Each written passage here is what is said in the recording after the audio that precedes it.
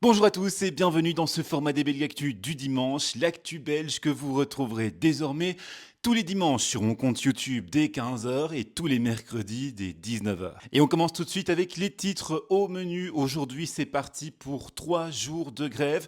Nous allons voir concrètement quelles sont les perturbations.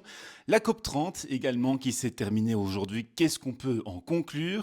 Dans les actualités plus en bref, il y a le divorce d'écolo, il y a le PS qui dénonce une explosion du chômage en Wallonie, et puis il y a Theo Franken qui achète des drones kamikazes. Et on commence donc avec le sujet à la une. C'est parti dès demain lundi pour 3 jours de grève nationale avec un effet un petit peu crescendo. Je vous propose donc de faire le point sur l'ensemble des perturbations qui sont prévues donc pour ces 3 jours de grève nationale.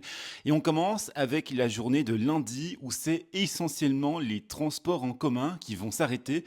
Pour la SNCB, ça commencera même à partir de ce dimanche soir 22 heures. À la SNCB, il y aura un service minimum mis en place. En revanche, à la STIB, à la Tech et chez Delaine, ce service minimum là n'est pas garanti. Il faut donc s'attendre à de très nombreuses perturbations dans le réseau de transport en commun et ce pour lundi, mardi et mercredi. Ce lundi toujours, le service de ramassage de déchets devrait être largement perturbé à Bruxelles et en Wallonie. Et en plus de cela, l'ensemble des reciparcs devrait également être fermé. Et puis, au niveau de l'enseignement des écoles, il faut savoir que les syndicats encouragent les enseignants à se mettre en grève dès lundi, et ce, même si la grève des services publics commence donc mardi. Pour mardi, justement, comme je viens de le dire, c'est donc l'ensemble des services publics qui se joindront ensuite au mouvement de grève. Ceux compris dans les services vitaux, par exemple les hôpitaux qui assureront un service minimum. Dès mardi donc, les écoles, les administrations, les crèches, les hôpitaux ou encore le Bipost seront donc touchés par le mouvement de grève. À noter pour Bipost qu'il est prévu que ce mouvement soit plutôt limité et ce en raison du Black Friday qui arrive. Ensuite, mercredi, c'est donc le jour de grève interprofessionnelle. On peut s'attendre à un arrêt quasi général du pays. Aucun décollage ne sera prévu dans les aéroports. Faites donc attention si vous devez prendre l'avion ce jour-là. Les atterrissages toutefois restent possibles. On attend aussi une très large mobilisation au niveau des commerces et des entreprises, notamment dans les zonings industriels. Attendez-vous donc à ce que vos magasins préférés et vos entreprises soient fermés. À noter que la police, elle aussi, fera partie du mouvement de grève et ce, dès mardi. La police entend ainsi protester, notamment contre la réforme des pensions. Elle assurera donc normalement aussi un service minimum. Et puis, fait assez rare aussi sur cette grève que l'on peut observer dans certains secteurs, notamment le milieu de l'enseignement ou encore le milieu du commerce, on a vraiment une synergie entre les travailleurs et les patrons qui se joignent tous au mouvement de grève. C'est assez exceptionnel pour le souligner. Alors cette grève, elle est à l'initiative évidemment des syndicats et elle est là pour protester contre l'ensemble des mesures du gouvernement Arizona, mais pas uniquement aussi pour la Belgique francophone. On peut penser aux mesures du gouvernement wallon, qui est dirigé par le MR et les engagés, les mêmes qui se retrouvent au gouvernement fédéral, ainsi que au gouvernement de la Fédération Wallonie-Bruxelles. Mais le contexte est donc ici encore plus particulier puisque le gouvernement fédéral cale toujours sur son accord budgétaire pour l'année 2026 à 2029. Il n'y a toujours pas de solution qui a été dégagée et Bart De Wever pourrait donc toujours démissionner aux alentours de la Noël. Le point de blocage majeur au gouvernement fédéral concerne toujours les relations avec le mouvement réformateur qui refuse absolument la hausse de la TVA demandée par Bart De Wever pour aller chercher notamment 10 milliards d'euros d'économies d'ici 2029. Là-dessus donc, les réformateurs restent intransigeants, pas de hausse de la TVA. J'ai pu d'ailleurs interviewer à ce sujet le ministre de l'Emploi et vice-premier ministre David Clarinval mardi lors de la conférence du MR à Saint-Gilles. David Clarinval est aussi le négociateur pour le mouvement réformateur de cet accord budgétaire au sein du gouvernement fédéral. Il y a forcément une crise politique en ce moment même et il y a plusieurs autres personnes dans la classe politique et dans les partis, même partenaires de l'Arizona, qui ont désigné le MR un peu comme responsable du blocage. Vous refusez aujourd'hui toute augmentation de la TVA et tout saut d'index sur les salaires. Imaginons maintenant qu'on arrive à la Noël, proche de la date fatidique entre guillemets des 50 jours après lesquels Bart de Wever pourrait démissionner. Si le blocage persiste, est-ce que votre position là-dessus, elle pourrait évoluer? Mais tout d'abord, il faut bien comprendre qu'aujourd'hui, sur la table, ce qui est prévu, c'est de faire passer le taux de TVA de 21 à 22% et aussi de faire passer certains produits qui sont aujourd'hui à 6, les faire monter à 7%, voire certains qui étaient aujourd'hui à 9, les faire monter à 10, ainsi de suite. Donc ce sont des chocs importants qui sont prévus et que nous refusons pour le moment, clairement, parce que nous estimons que le pouvoir d'achat des travailleurs et des citoyens doit être protégé et on n'a pas promis aux gens qu'on allait les taxer, on a promis qu'on allait faire des réformes, donc on veut respecter nos paroles, nos promesses électorales. Donc pour le moment, nous bloquons cette mesure et donc les autres ont raison de dire que nous sommes inflexibles sur la TVA. Par rapport à l'indexation, là, je voudrais mettre un petit bémol parce que nous avons accepté de faire, par exemple, l'annualisation de l'index. C'est-à-dire qu'aujourd'hui, vous avez, par exemple, des conventions paritaires, la construction, par exemple, elle est indexée tous les trimestres. Eh bien là, la proposition que l'on fait, c'est d'indexer au 1er janvier, une fois par an pour toute l'année. On ferait ça avec tous les secteurs, dans l'administration, partout. Ça permettrait de faire des économies pour l'État, un petit plus aussi pour les entreprises et cela ne serait pas très impactant structurellement pour le pouvoir d'achat des travailleurs puisque ce serait qu'un décalage de quelques mois mais qui n'est pas neutre quand même. Donc ça nous avons accepté. Maintenant d'autres propositions sont sur la table donc il faut encore négocier. Moi en tout cas je peux vous dire que nous sommes convaincus que l'on pourra trouver un accord avant Noël. Moi, j'y tiens beaucoup. Je souhaite vraiment qu'on puisse avoir un gouvernement qui soit de plein exercice pour pouvoir vraiment mettre en œuvre les réformes dont on vient de parler et évidemment éviter que les mesures qu'il faut pour faire face au budget soient des mesures de taxes. Et ça, on n'est pas d'accord. Donc on cherche des solutions, on échange avec les collègues et j'espère qu'on pourra trouver une solution rapidement. On a assez peu entendu finalement les contre-propositions que vous faites par rapport à ce refus sur la TVA notamment ou sur le saut d'index. Quelles sont les solutions que vous avez déjà essayé d'amener à la table des négociations, si évidemment vous pouvez les dire? Écoutez, j'ai déjà à plusieurs reprises fait des contre-propositions. Dès le début des négociations, j'ai déposé un carnet avec 75 mesures concrètes dans lequel pas mal de mesures ont été d'ailleurs reprises dans le tableau de Bart de Wever. Ensuite, on a refait déjà à 2 reprises depuis des contre-propositions avec toute une série de mesures que nous étions d'accord de mettre sur la table. Certaines ont déjà été reprises, d'autres sont encore en discussion. Moi, je peux vous dire que nous avons déjà fait pas mal de propositions, mais je ne souhaite pas vraiment les commenter parce que je pense qu'elles sont encore crédibles et je ne voudrais pas qu'en les rendant publiques, on les grille, parce que c'est malheureusement ce qui arrive quand on rend public une mesure. La plupart du temps, elle est grillée le lendemain. Et donc, je veux vraiment tout mettre en œuvre pour que l'on aboutisse à un accord. Et donc, je ne vais pas détailler plus, mais vous pouvez clairement savoir que quand on additionne les 75 mesures, plus les 2 autres fiches que j'ai proposées, on est certainement à 90 mesures qui ont été proposées par le MR. Alors, comme vous venez de l'entendre, David Clarinval indique donc avoir proposé jusqu'à 90 contre-propositions pour contrer cette augmentation de la TVA, mais reste extrêmement discret sur ce qu'il y a de concret dans ces contre-propositions. C'est donc vraiment difficile de savoir pour l'instant où en sont les négociations. Mais on peut tout de même noter que le ministre semble rester confiant et ne semble pas penser que le gouvernement pourrait tomber.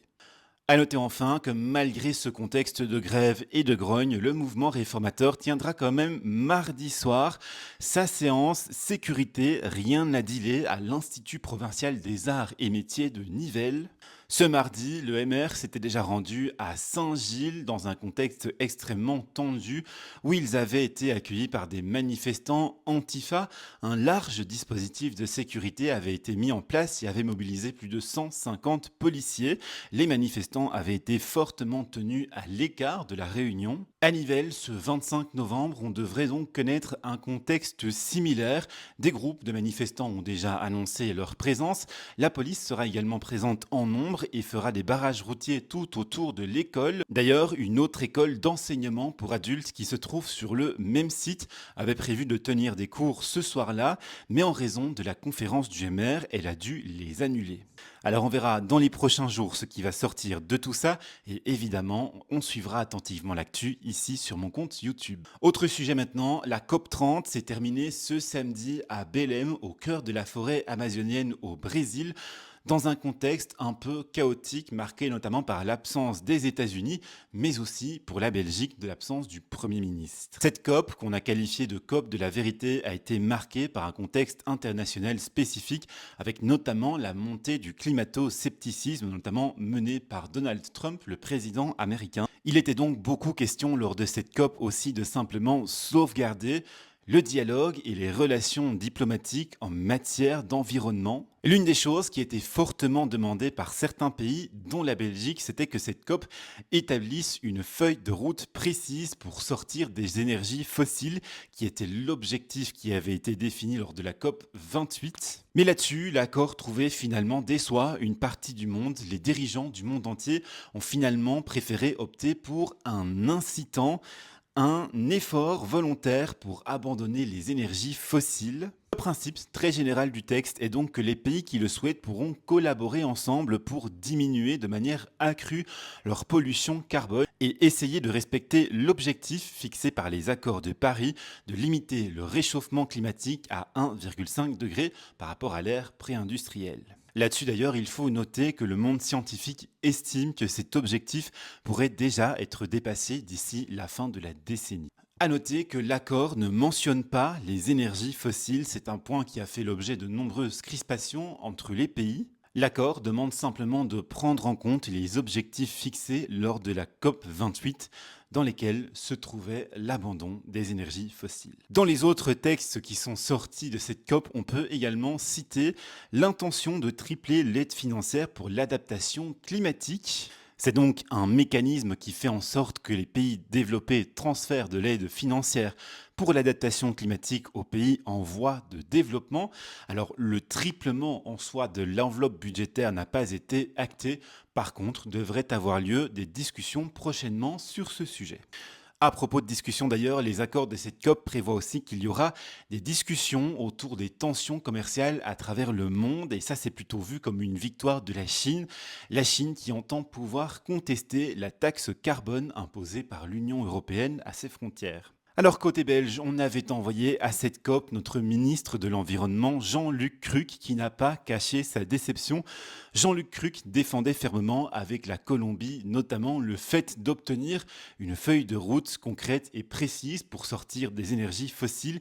Il y avait en tout plus de 80 pays qui la demandaient mais qui n'ont donc pas obtenu satisfaction. Jean-Luc Cruc a cependant voulu se montrer optimiste. Pour lui, je cite, « Cette dynamique concrète portée par des pays qui ne veulent plus attendre le plus petit dénominateur commun constitue une perspective solide pour l'après-COP. La Belgique continuera d'y jouer un rôle actif, déterminé et constructif. » Il ajoute, la Belgique poursuivra ses efforts pour construire et maintenir des alliances avec la Colombie au sein du Benelux et de l'Union européenne, avec les pays africains et globalement avec l'ensemble des pays ambitieux, mais aussi et surtout avec ses acteurs économiques et ses citoyens. Fin de citation. Alors on peut noter quand même que la prise de position engagée en faveur du climat de Jean-Luc Cruc dénote un peu avec l'attitude actuelle du reste du gouvernement. Comme je vous l'ai expliqué un peu plus tôt, le Premier ministre, par exemple, n'a pas fait le déplacement à la COP. Le gouvernement Arizona, jusque-là, n'avait pas encore placé au cœur de ses priorités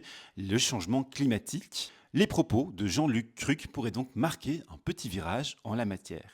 Et puis, tant qu'à parler d'environnement, je vous propose de passer aux actualités plus en bref, mais en restant chez les Verts avec Écolo et le divorce de ses deux coprésidents, Samuel Kogolati et Marie Lecoq, qui a été acté cette semaine lors d'un congrès. Samuel Kogolati et Marie Lecoq avaient pris les rênes du parti le 13 juillet 2024. Ils avaient pour mission de redresser Écolo après sa défaite électorale.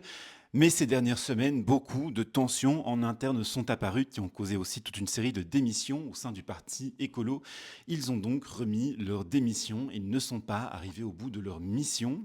Écolo va donc être temporairement dirigé par ses 4 chefs de groupe parlementaires et sa députée européenne, qui sont donc respectivement Zakia Katabi pour Bruxelles, Stéphane Anzé en Wallonie, Sarah Schiltz à la Chambre, Bénédicte Linard à la Fédération Wallonie-Bruxelles, et puis Saskia Bricmont pour l'Europe. Cet intérim devrait durer 3 mois. D'ici là, le parti écolo se sera choisi une nouvelle coprésidence ou une présidence, parce que même ça, chez Écolo, est remis en question. Faut-il continuer avec 2 coprésidents ou pas, ne choisir qu'un seul président ou présidente, comme dans tous les autres partis? Autre sujet maintenant, le Parti socialiste dénonce le fait que le nombre de chômeurs aurait explosé en un an en Wallonie. Il se base pour ça sur des chiffres donnés par le Forum, mais des chiffres qui, selon le Forum lui-même, doivent être nuancés. En effet, d'après le Forum, au mois d'octobre, il y a eu très exactement 269 839 demandeurs d'emploi inoccupés, selon le PS, un record jamais égalé. Ça représente effectivement une augmentation sur un an de 11,9%. Mais le Forum tient à nuancer ces chiffres. D'abord, ce nombre n'est pas un record, comme le dit le PS. En 2004, déjà en octobre 2004, il y avait déjà eu un nombre plus élevé. Mais le Forum explique aussi cette hausse par un changement de législation survenu en 2022. Auparavant, pour rester inscrit sur les listes du chômage, il fallait se manifester tous les 3 mois. Ça n'est plus le cas maintenant. Ça veut dire que le nombre de personnes inscrites librement comme demandeurs d'emploi, en fait, ne fait que augmenter, puisque désormais, on n'est plus désinscrit si on ne se manifeste pas pour dire qu'on veut être désinscrit. Ainsi donc, on est passé aussi de 10 000 demandeurs d'emploi inscrits librement en octobre 2021 à plus de 84 000 maintenant.